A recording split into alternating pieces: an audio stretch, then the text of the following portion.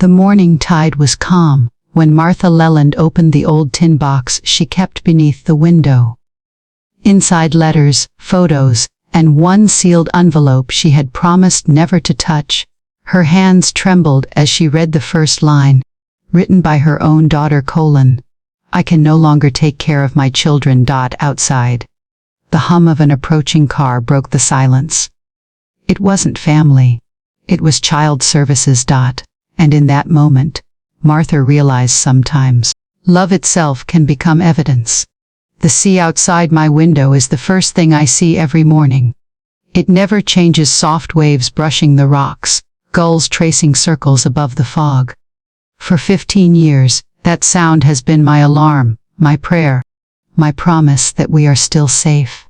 I live with Ailey and Mara, my grandchildren.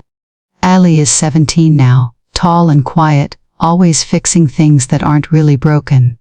Mara, 15, burns brighter: she paints shells, hums while she bakes, argues about everything, and then hugs me twice as long. They call this house our island. Maybe because they know I've built its walls with love and stubbornness, instead of bricks and nails. Every morning I knead dough, let it rise while the kettle sings. I drop off bread at the docks, check the hands of fishermen who come to me for bandages and small talk. They call me Nurse Martha, though I retired years ago. Some mornings, when I wash the salt off my hands, I wonder if the sea remembers the same stories I do. On the mantel sits an old tin box, dented, heavy, and always locked. Inside are photos, letters, 2 birth certificates, and the hospital bracelets of the children I carried home the night their mother walked away. 12 years since Lauren left. 12 years of postcards with new cities, new promises, and no return. People in town stopped asking about her after a while. I never did. I told Ailey and Mara that their mother was chasing a better life. I didn't tell them that I kept every letter she didn't send. Sometimes at night, I open the box and run my fingers across her handwriting. It's faint now, like the echo of a voice I used to know. This house by the bay runs on routine. Monday is bread, Tuesday is laundry, Wednesday I bring supplies to the free clinic. I donate part of my pension to keep it open. I tell myself healing doesn't always need an audience. The children study at the small school by the pier, come home smelling of salt and wind. We eat together. We pray. We laugh. In the evenings, Ailey practices guitar on the porch while Mara draws the boats returning at dusk. The sun slips behind the hills, turning the water gold. I sit in my chair, sip tea, and thank God that, somehow, peace has found us here. But peace can be fragile, like the surface of the water before the storm. You can't see the tide shifting until it's already beneath your feet. I've learned that silence can be a shelter, but also a warning. Sometimes when I lie awake at night, I think about the sound of waves, steady, endless, patient. They teach you that nothing ever truly leaves. It just changes shape, waiting to return. When Mara asked me once if I missed her mother, I said, every day. But missing someone doesn't mean waiting for them. She nodded, pretending to understand. She's too young to know that love can exist even when trust is gone. Ailey doesn't ask about his mother. He carries his questions quietly, like stones in his pocket. Sometimes when he looks out at the sea, I know he's measuring the distance between forgiveness and forgetting.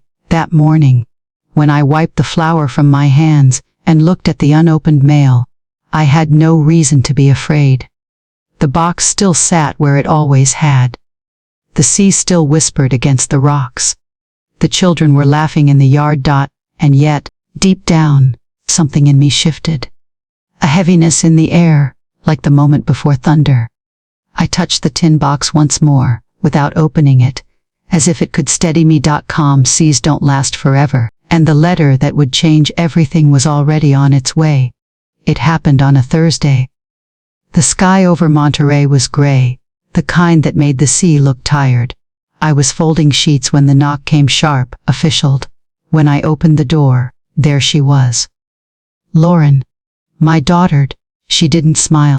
She didn't even say hello. She just handed me a paper stamped with the seal of the Child Services Board .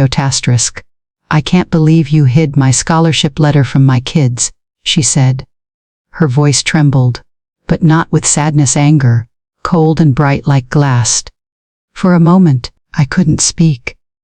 Her hair was shorter, her face sharper, but her eyes, those were the same eyes that once begged me to hold her newborns while she packed her bags. Ailey stood at the edge of the porch, staring at the ground. Mara clung to my sleeve, whispering, "Grandma, what's happening?" Wanted to answer, but my throat locked. Lauren stepped past me, scanning the living room as if she were inspecting evidence. "You kept them from me. You wanted them to stay here so you could play the hero. You never stopped controlling me even when I left." I felt something collapse inside me. "Lauren, that letter don't," her voice cracked. "You took away their chance at a better future." Mara started crying. Ely didn't move. His silence was worse than her shouting. Later I heard the whispers at the fish market. "They say Mrs. Leland kept the kids for herself. Didn't she work at the clinic? Maybe she wanted help with the pension." Each word sliced deeper. People who once brought me flowers now crossed the street to avoid my eyes. That night, I sat alone at the table. The tin box lay open before me, its papers scattered like old wounds. Every document had a story: birth certificates, postcards, that one letter from Lauren when she was still kind. But none of it mattered now. To them, I was the villain in a small town that loved tidy headlines. A mother who stole, a grandmother who lied. Lauren's accusations echoed long after she left. "You never let me grow. You kept me small, so you could feel needed." Maybe that's what she truly believed. There's a strange thing psychologists call resistance to gratitude. I read about it once. When someone has been helped too long, they start to hate the person who helped them, because accepting kindness feels like admitting weakness. Lauren didn't hate me for what I did, she hated me for what I reminded her of. That once, she was the one who left. That the children she abandoned still called someone else. Mom. It's easier to rewrite history than to face the shame of it. So she came back not as a daughter, but as an accuser. She built a courtroom out of her guilt, and made me stand in the middle. The next morning, the headline reached the local radio: former nurse, accused of withholding scholarship letters. Ely turned off the radio. He didn't say a word, just walked out to the porch. Mara followed him, clutching her sketchbook. I could hear her crying through the thin walls. I wanted to run after them, to explain that I had hidden nothing, that the letter was never meant for them, but I knew the truth would sound like another excuse. So I did what I've always done.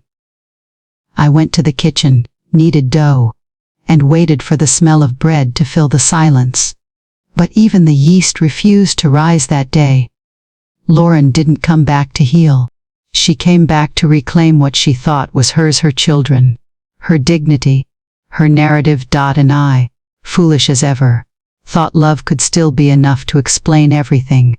As I looked out the window toward the bay, I realized the sea was rougher that morning. The waves crashed harder against the rocks, like they too had grown tired of being misunderstood.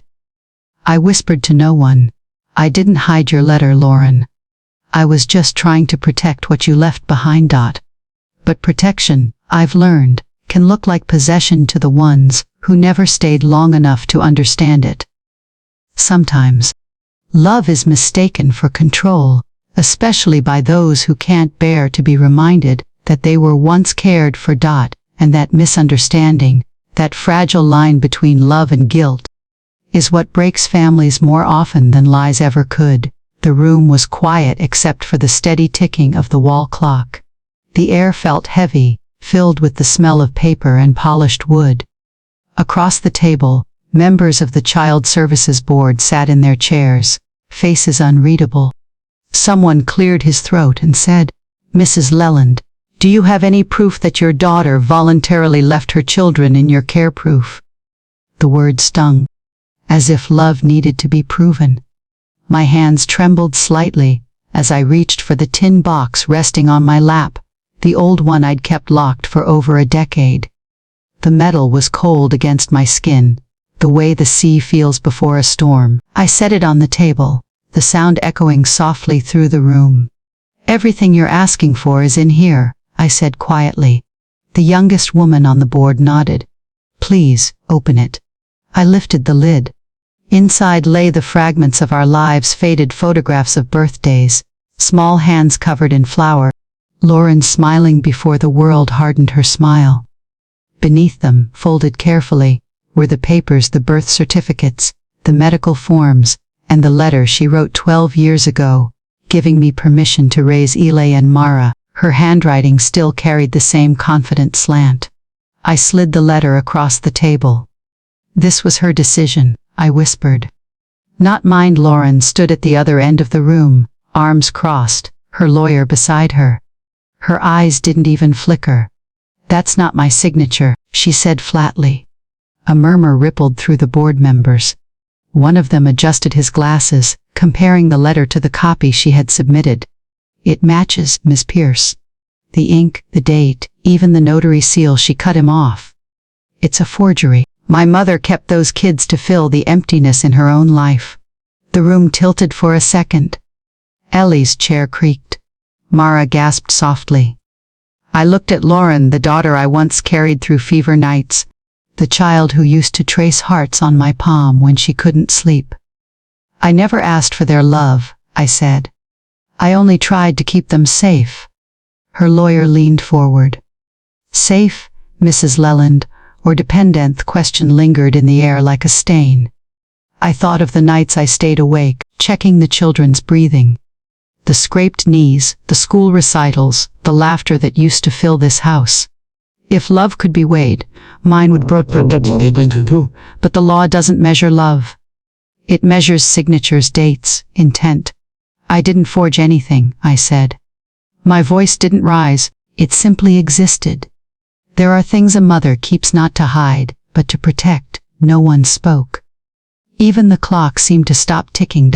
For a moment, I was back in the old kitchen, the night Lauren left. She stood by the door, suitcase half sipped, tears on her cheeks. Mom, I can't do this. I can't be what they need, she said. I had taken her hand and whispered, then I'll hold them until you can. She nodded, placed a small bundle of baby clothes in my arms, and walked out into the rain.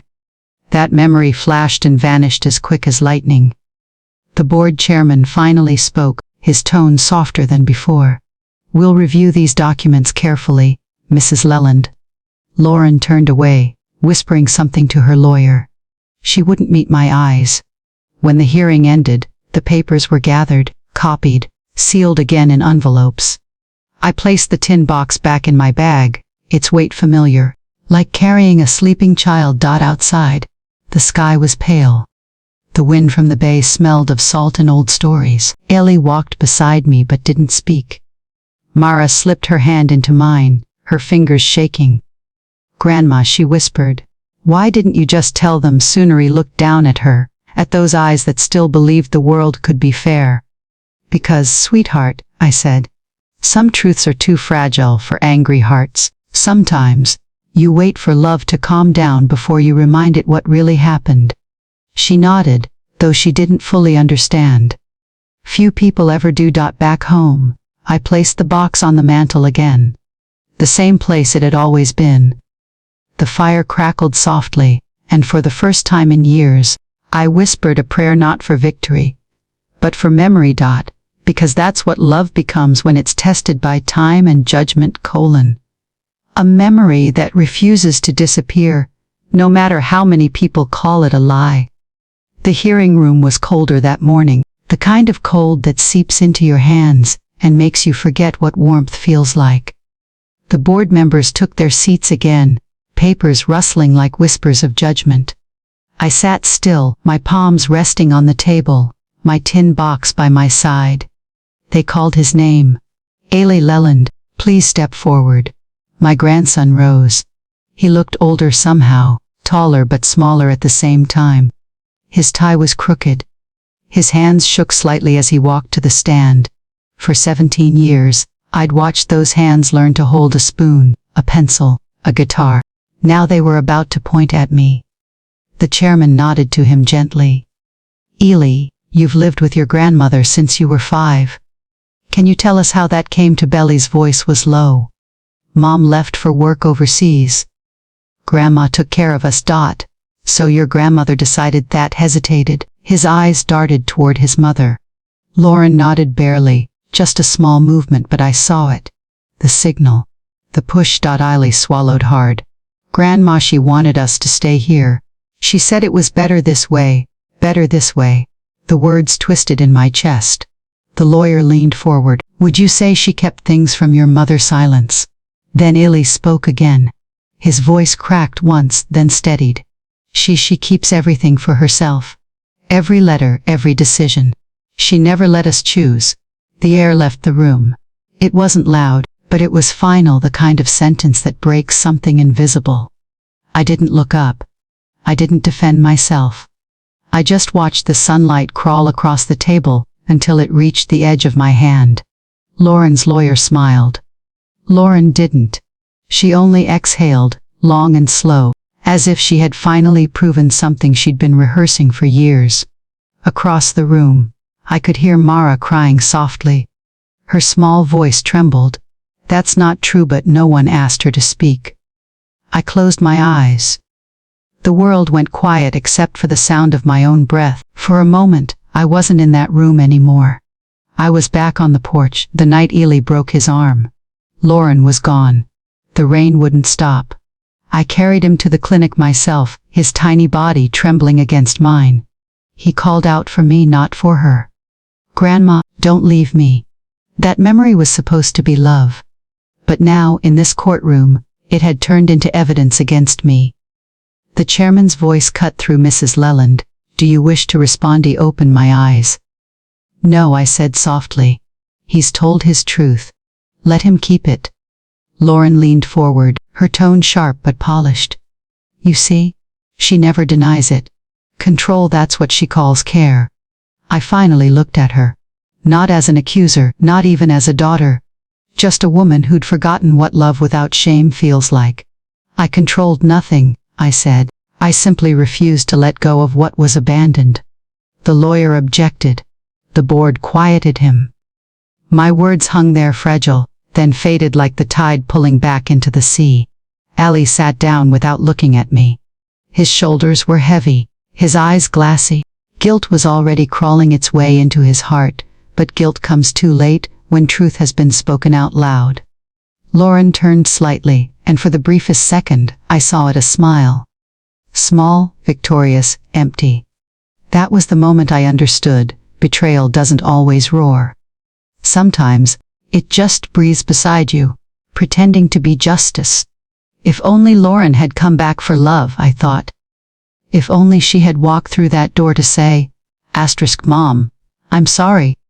I miss you. If she had come not to win, but to heal. This room could have been a place of forgiveness instead of judgment. Maybe Ale would have stayed silent, not out of fear, but out of faith. Maybe love would have been enough, but if only doesn't change what's already written. When they adjourned for recess, I gathered my papers quietly. The tin box was still there, heavier than before. I didn't need to open it anymore. Every truth inside had already been twisted in daylight. As I stood to leave, Ila's voice reached me from behind, trembling, almost breaking. Grandma turned, but he didn't finish. Lauren's hand rested on his shoulder, pulling him back. I smiled faintly, the kind of smile that forgives even when no one asks for it. Because love that survives betrayal doesn't scream, it endures. And that day, I lost everything except that the strength to love quietly, even when the world calls it guilt. The air in the hearing room had turned heavy, like the sea before a storm. No one spoke. Papers lay still on the table, and even the judge's pen had stopped moving. Then the door opened, soft footsteps echoed down the aisle. It was Pastor Helen.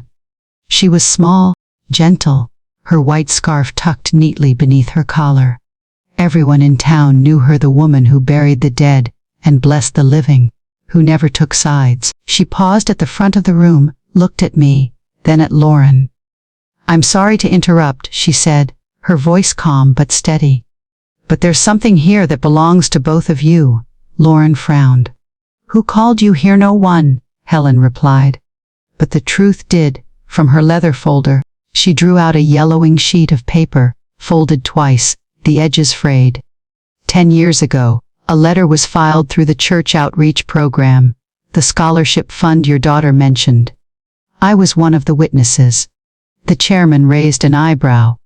"A witness?" Helen nodded and handed him the document. "A copy has been in our archives ever since."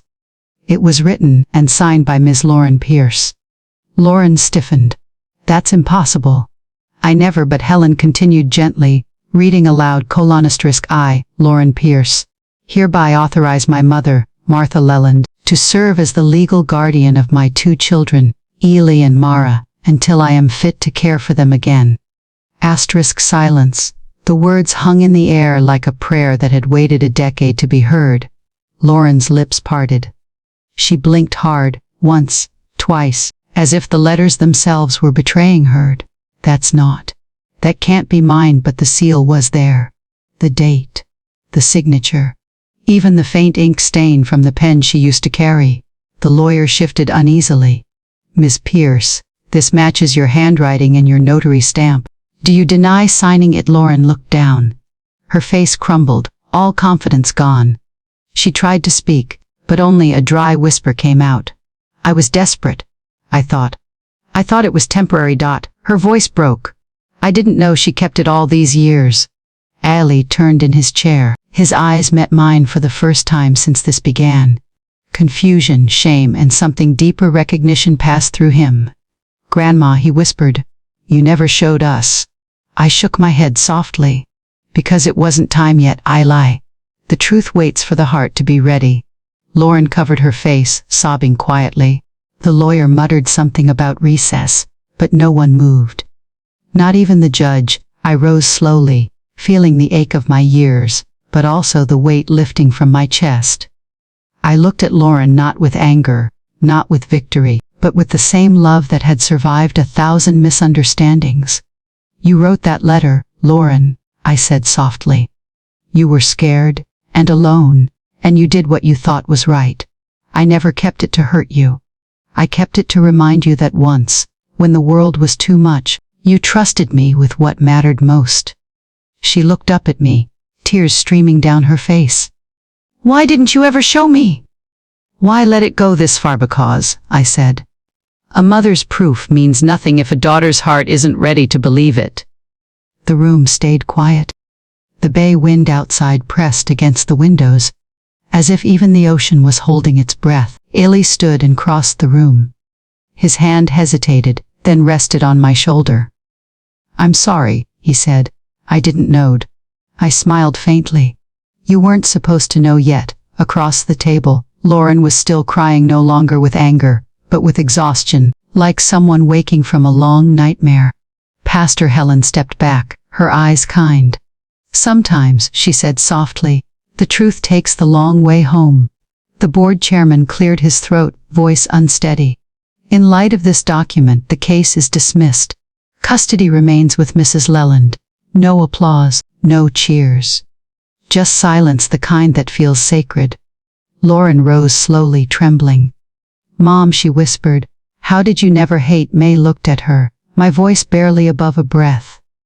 "Because love doesn't keep score, Lauren. It just waits." As we walked out of the hearing room, the afternoon light broke through the clouds, spilling warmth across the floorboards. For the first time in years, it didn't feel cold. Justice hadn't come in a gavel strike or a headline. It had come in the quiet moment, when the truth stopped hiding, and love stopped apologizing for surviving. The sea was quiet that night. The kind of quiet that only comes after a storm. I walked home alone, the sound of my shoes against the wooden bridge, almost louder than the waves below. The hearing was over. The truth was spoken. And yet, peace didn't come as I expected. When I reached the porch, the house looked exactly as I had left it. The kettle still on the counter, the curtains breathing with the wind, the smell of salt in every corner. But something had shifted inside me. The noise of accusation, defense, proof, it had all gone silent, leaving only space for forgiveness to move in. I sat by the window, the light from the harbor dancing on the water, and opened my drawer.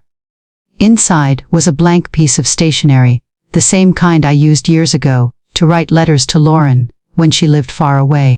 I hadn't written to her in so long. This time, I knew the letter would never be sent.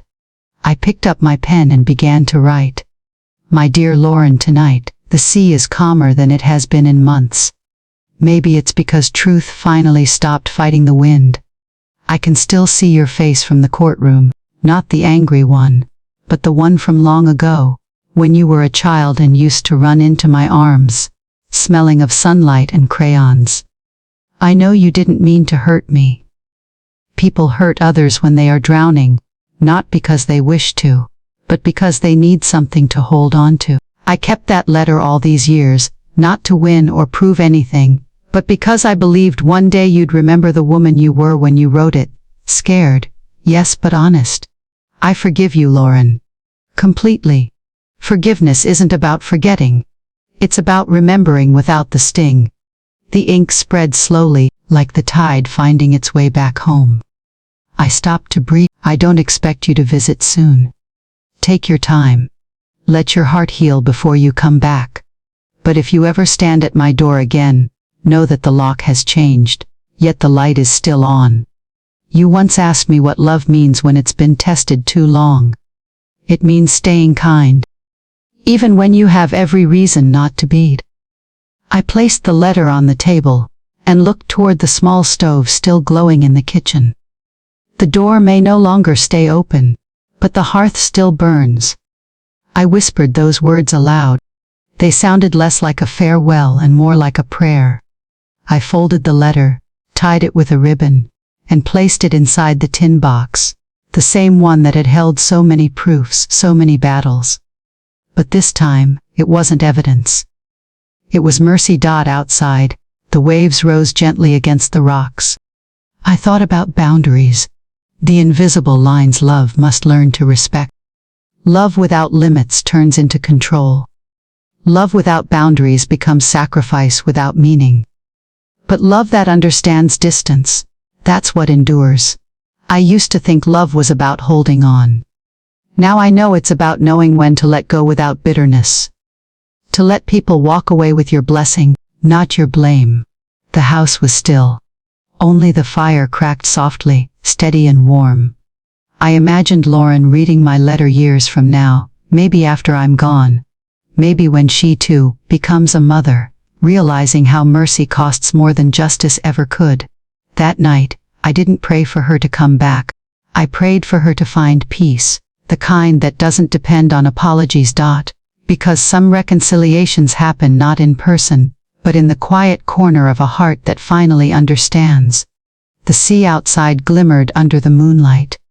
I sat there until dawn, watching it breathe, calm, forgiving, infinite. And for the first time in years, so was I. The morning light was soft that day, spilling gently through the curtains like forgiveness, finding its way into a home that had seen too much grief. Mara sat at the kitchen table, the same one where her grandmother had once taught her how to braid ropes of bread dough, how to tie a sailor's knot, how to pray without words. The old notebook lay open before her, its cover worn, its pages faintly smelling of salt and ink. She began to write. Grandma said love doesn't need to win, it only needs to be right. She paused, letting the pen hover over the page. Around her, the house breathed quietly, the ticking of the clock, the wind tapping against the window, the kettle beginning to hum. It had been 3 months since the hearing.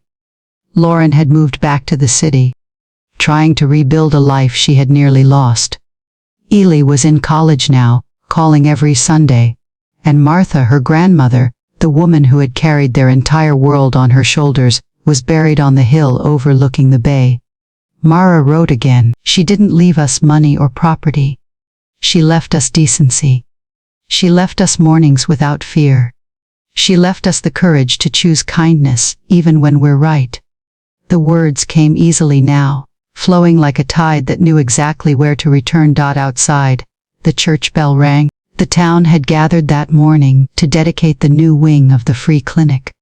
On the wall above the entrance, engraved into brass, were the words the Leland wing, in honor of those who heal quietly. Pastor Helen spoke to the small crowd gathered by the sea breeze. Her voice carried warmth, not sorrow. There are people, she said, whose stories are never written in books or shouted from podiums. They are the quiet hands that hold families together. The ones who teach love by living it, not by naming it. Martha Leland was one of them. And she is not alone. She looked out toward the ocean, then back at the families in front of her. There are grandmothers across this country, perhaps across this world, whose names you will never hear. They rise before dawn, they cook, they mend, they protect. They do not seek thanks. They only hope the children they love will grow into good people. Those are the women who keep the world from falling apart. The wind rustled through the crowd. Mara closed her notebook and looked up, her eyes catching the sunlight as it shimmered over the bay.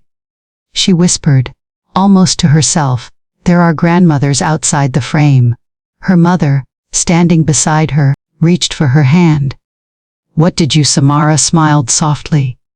"Grandma used to say the world only notices those who speak loudest. But sometimes, the truest hearts stay quiet. They build, they give, and they let others take the credit." Lauren's eyes filled with tears. "I used to think she held on too tight. Now I see she was just holding us long enough to learn how to stand." The two of them stood there, hand in hand, as the bell rang once more. The sound stretched across the bay, echoing through the gulls and the water, and the air that had carried generations of forgiveness. That evening, back home, Mara opened her grandmother's tin box. Inside were photos, small notes, bits of thread, and one folded paper labeled simply for whoever carries the light next. She unfolded it. "Love quietly. Protect fiercely. And when the world tells you to be less, be kind instead."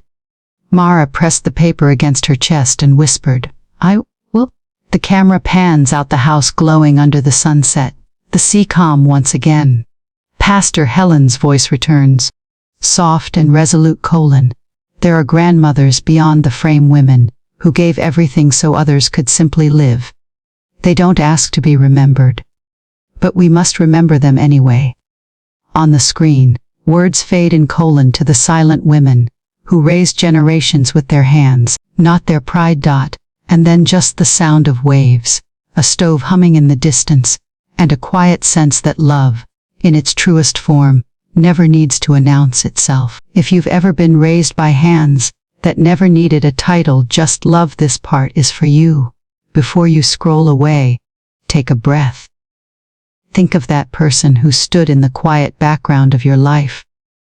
The one who packed lunches before dawn, who listened even when you didn't speak, who gave more than they had, and asked for nothing back. If their face just came to your mind, leave a yellow heart in the comments. Not for me. For them. Because there are people who never waited for thank yous, who never saw their names printed on walls or awards. They just hoped the children they loved would grow up kind. This story isn't only about Martha. It's about every grandmother who raised a family on faith alone. Every mother who held her house together when the world fell apart. Every quiet soul who proved that love can be strong without being loud. So if someone like that helped you become who you are today, tell me their name. Write it below. Let their light be seen, even for a moment. Some lights fade when the day ends, but not theirs.